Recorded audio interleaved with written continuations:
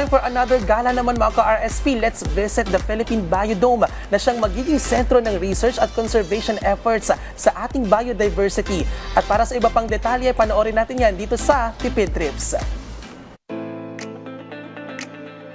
Ang hiling ng taong bayan, world peace. Pero medyo mahirap i-achieve kaya doon na muna tayo sa makatotohanan.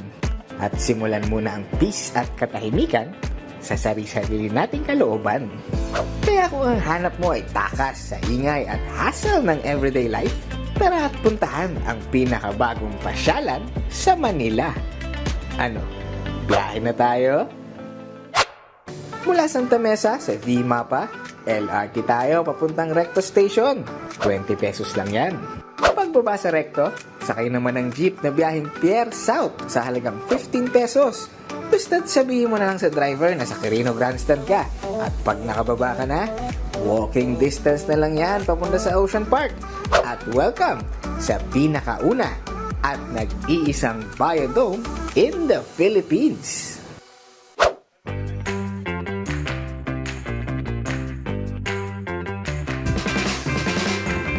Ang Philippine Biodome ay mapupuntahan sa loob ng Manila Ocean Park.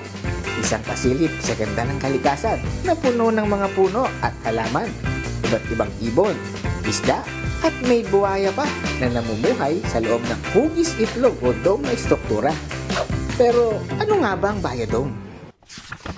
Ang biodome ay isang self-sustaining environment o isang man-made ecosystem kung saan itinutulad ito sa natural habitat ng hagubatan para ma-preserve ang natural na pamumuhay ng iba't ibang klase ng hayop at halaman. Bukod sa nature feels, may iba pang sorpresa ang biodome. Dahil sa unang attraction pa lang, sulit na ang dayo. Yan ay kung kaya mo pang gumapang dyan sa tunnel para makasama ang 14-foot saltwater crocodile nila. May close encounter din at bird feeding, jumping bubble para sa mga kids, kulitan kasama ang otters, show and tell sa amphitheater, o kahit pag-usapan na muna kung saan ka nagkulang kasama ang fur seal. Tama naman, di ba? Mukhang agree naman siya. Hindi ramdam ang pagod sa dami ng makikita. Pero huwag ka na munang uuwi dahil pagdating naman ng gabi, libre ka nang makakita ng sarili nilang bersyon ng Northern Lights sa Aurora Borealis Show.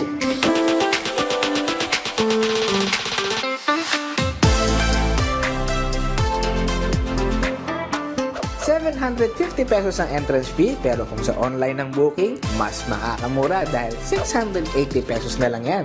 Basta't siguraduhin na one day before ang reservation para maka-discount.